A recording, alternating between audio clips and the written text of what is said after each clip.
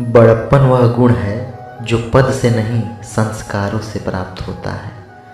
व्यक्ति या जीव का कर्म ही उसके भाग्य का निर्माण करता है। वर्तमान परिस्थिति में जो तुम्हारा कर्तव्य है वही तुम्हारा धर्म है।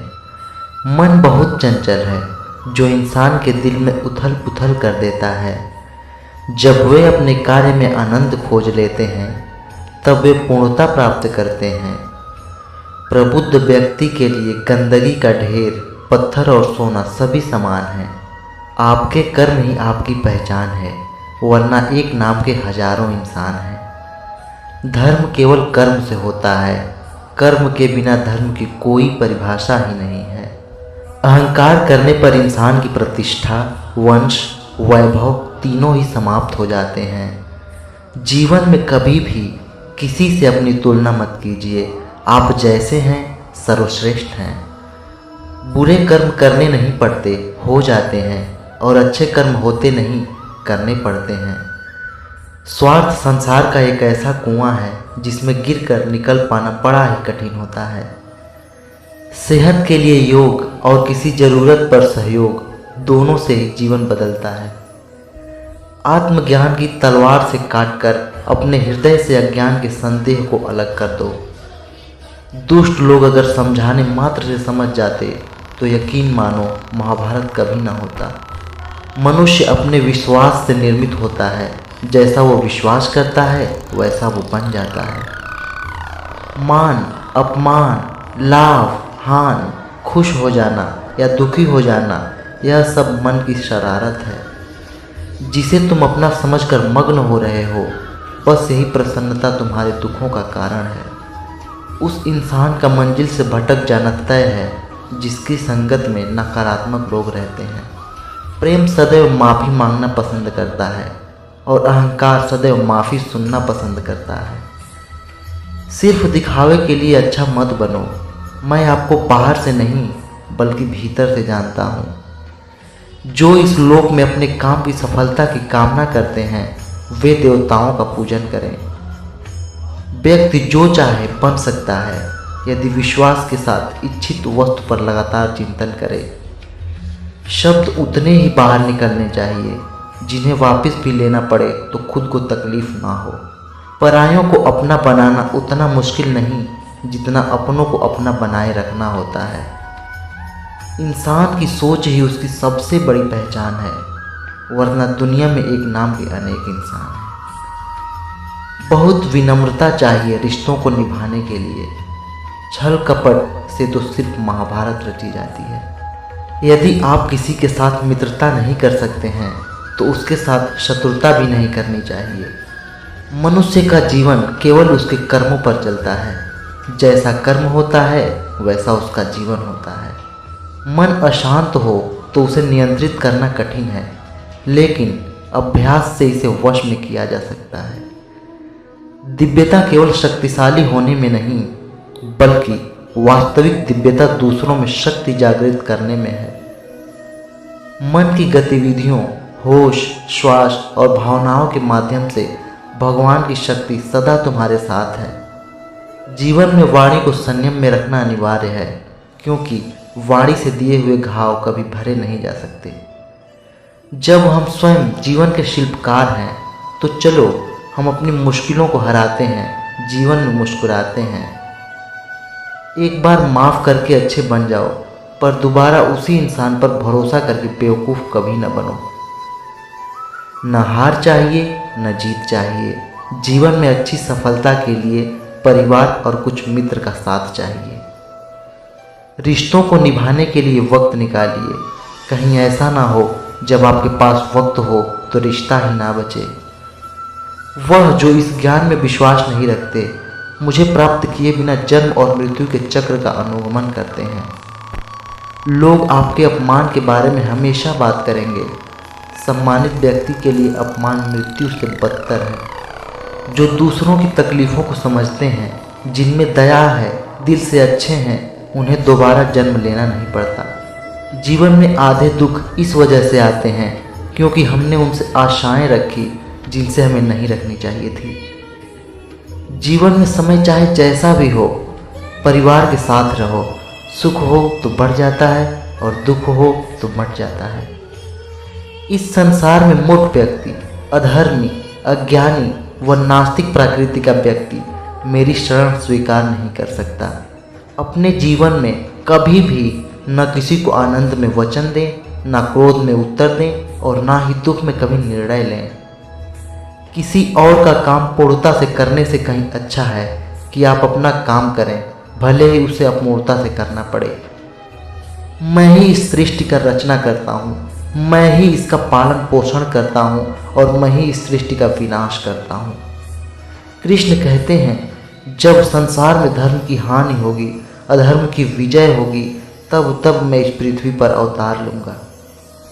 अमीर बनने के लिए एक एक क्षण संग्रह करना पड़ता है, किंतु अमर बनने के लिए एक एक कण बांटना पड़ता है।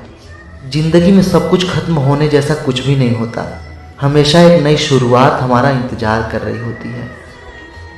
लोग कहते हैं अपनों के आगे झुक जाना चाहिए, किंतु सच बात तो यह है, जो अपने होते हैं वह कभी झुकने नहीं देते।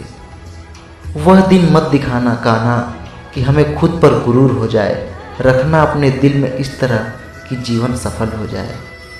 वह जो सभी इच्छाएं त्याग देता है, मैं और मेरा की लालसा तथा भावना से मुक्त हो जाता है, उसे शांति प्राप्त होती है। हमेशा छोटी छोटी गलतियों से बचने की कोशिश किया करो, क्योंकि इंसान पहाड़ों से नहीं पत्थरों से ठोकर खाता है। शांति से भी दुखों का अंत हो जाता है और शांत चित्त मनुष्य की बुद्धि शीघ्र ही स्थिर होकर परमात्मा से युक्त हो जाती है।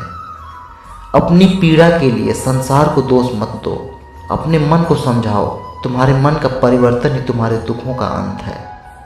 श्री कृष्ण कहते हैं, एक बार माफ़ करके अच्छे बन जाओ, पर दोबारा उसी इंसान पर भरोसा करके बेवकूफ़ कभी न बनो। इच्छा पूरी नहीं होती तो क्रोध बढ़ता है और इच्छा पूरी होती है तो लोभ बढ़ता है। अगर तुम अपना कल्याण चाहते हो तो सभी उपदेशों, सभी धर्मों को छोड़कर मेरी शरण में आ जाओ, मैं तुम्हें मुक्ति प्रदान करूंगा। जो हुआ अच्छा हुआ, जो होगा अच्छा होगा। स्वयं को मुझ पर छोड़ दो, अपने कर्म पर ध्यान दो, कर्म ऐसा जो स्वार्थ रहित, पाप रहित हो। कृष्ण ने दुष्टों को भी अपनी गलती सुधारने का मौका दिया, क्योंकि वो किसी मनुष्य को नहीं, उसके अंदर के बुराई को मारना चाहते थे। संदेह की स्याही से संबंध के पृष्ठ पर कभी शुभ अंकित नहीं होता, इसलिए अपने मन के विचार और संबंधों का आधार दोनों ही शुभ रखें। मोहग्रस्त होकर अपने कर्तव्य पथ से हट जाना मूर्खता है, क्योंकि इससे न तो तुम्हें स्वर्ग की प्राप्ति होगी और न ही तुम्हारी कीर्ति बढ़ेगी। इस भौतिक संसार का यह नियम है, जो वस्तु उत्पन्न होती है कुछ काल तक रहती है, अंत में लुप्त हो जाती है, चाहे वे शरीर हो या फल हो। उससे मत डरो जो वास्तविक नहीं है, ना कभी था ना कभी होगा। जो वास्तविक है वो हमेशा था और उसे कभी नष्ट नहीं किया जा सकता। जीवन में आधे दुख इस कारण जन्म लेते हैं क्योंकि हमारी आशाएं बड़ी होती हैं। इन आशाओं का त्याग करके देखो, जीवन में सुख ही सुख है। अपने परम भक्तों जो हमेशा मेरा स्मरण या चित्त मन से मेरी पूजा करते हैं, मैं व्यक्तिगत रूप से उनके कल्याण का उत्तरदायित्व लेता हूँ। श्री कृष्ण ने कहा है, अगर तुम्हें किसी ने दुखी किया है तो बुरा मत मानना। लोग उसी पेड़ पर पत्थर मारते हैं जिस पेड़ पर ज़्यादा मीठे फल होते हैं। यह सच बात है कि भूल करके इंसान कुछ सीखता है, परंतु इसका मतलब यह नहीं कि जीवन भर भूल करते रहो और कहो कि हम सीख रहे हैं। कृष्ण कहते हैं, इस जगत में मनुष्य भौतिक वस्तुओं का भोग कर सकता है, अगर वे चाहे तो सब कुछ छीन सकते हैं, मनुष्य कुछ भी नहीं कर सकता। क्रोध से भ्रम पैदा होता है, भ्रम से बुद्धि व्यग्र होती है, जब बुद्धि व्यग्र होती है तब तर्क नष्ट हो जाता है, जब तर्क नष्ट होता है तब व्यक्ति का पतन हो जाता है। आत्मा न तो जन्म लेती है, न कभी मरती है और न ही इसे कभी जलाया जा सकता है, न ही पानी से गीला किया जा सकता है। आत्मा अमर और अविनाशी है। कृष्ण कहते हैं, जैसे प्राणी अपने पुराने कपड़ों को उतार फेंक देता है, नए को धारण करता है, उसी प्रकार यह आत्मा पुराने शरीर से त्याग करके नए शरीर प्राप्त करती है। तुम उसके लिए शोक करते हो जो शोक करने योग्य नहीं है और फिर भी ज्ञान की बातें करते हो। बुद्धिमान व्यक्ति न जीवित और न ही मृत व्यक्ति के लिए शोक करते हैं। हर किसी के अंदर अपनी ताकत और अपनी कमजोरी होती है। मछली जंगल में नहीं दौड़ सकती और शेर पानी में राजा नहीं बन सकता, इसलिए अहमियत सभी को देनी चाहिए। धर्म युद्ध में कोई भी व्यक्ति निष्पक्ष नहीं रह सकता। धर्म युद्ध में जो व्यक्ति धर्म के साथ नहीं खड़ा है, इसका मतलब है वह अधर्म का साथ दे रहा है, वह अधर्म के साथ खड़ा है। अच्छे लोगों की कृष्ण परीक्षा बहुत लेते हैं परंतु साथ नहीं छोड़ते, और बुरे लोगों को कृष्ण बहुत कुछ देते हैं परंतु साथ नहीं देते। जिंदगी में दो लोगों का होना बहुत जरूरी है। एक कृष्णा जो ना लड़े फिर भी जीत पक्की करा दे, दूसरा कर्ण जो हार सामने हो फिर भी साथ ना छोड़े। तो करता वही है जो तू चाहता है, होता वही है जो मैं चाहता हूँ। तू वही कर जो मैं चाहता हूँ, फिर होगा वही जो तू चाहता है। श्री कृष्ण कहते हैं कि जन्म लेने वाले के लिए मृत्यु उतनी ही निश्चित है जितना कि मृत्यु होने वाले के लिए जन्म लेना। इसलिए जो अपरिहार्य है उस पर शोक मत करो। भरोसा अगर खुद पर रखो तो ताकत बन जाती है और दूसरों पर रखो तो कमजोरी बन जाती है। आप कब सही थे इसे कोई याद नहीं रखता, लेकिन तुम कब गलत थे इसे सब लोग याद रखते हैं। मैं किसी के भाग्य का निर्माण नहीं करता और ना ही किसी के कर्मों के फल देता हूँ। मनुष्य कितना भी गोरा क्यों ना हो, परंतु उसकी परछाई सदैव काली होती है। मैं श्रेष्ठ हूँ यह आत्मविश्वास है, लेकिन सिर्फ मैं ही श्रेष्ठ हूँ यह अहंकार है। मैं सभी प्राणियों को समान रूप से देखता हूँ, ना कोई मुझे कम प्रिय है ना अधिक, लेकिन जो मेरी प्रेम पूर्वक आराधना करते हैं वो मेरे भीतर रहते हैं और मैं उनके जीवन में आता हूँ। तुम्हारा क्या गया जो तुम रोते हो, तुम क्या लाए थे जो तुमने खो दिया, तुमने क्या पैदा किया था जो नाश हो गया। न तुम कुछ लेकर आए, जो लिया यहीं से लिया, जो दिया यहीं पर दिया। यदि आप किसी के साथ मित्रता नहीं कर सकते हैं तो उसके साथ शत्रुता भी नहीं करना चाहिए। जो हुआ वह अच्छा हुआ, जो हो रहा है वह अच्छा हो रहा है, जो होगा वह भी अच्छा ही होगा। तुम भूत का पश्चाताप न करो, भविष्य की चिंता न करो, वर्तमान चल रहा है। राधा ने श्री कृष्ण से पूछा, प्यार का असली मतलब क्या होता है? श्री कृष्ण ने हंसकर कहा, जहाँ मतलब होता वहाँ प्यार ही कहाँ होता है। मेरे भी कई जन्म हो चुके हैं, तुम्हारे भी कई जन्म हो चुके हैं। ना तो यह मेरा आखिरी जन्म है और ना यह तुम्हारा आखिरी जन्म है।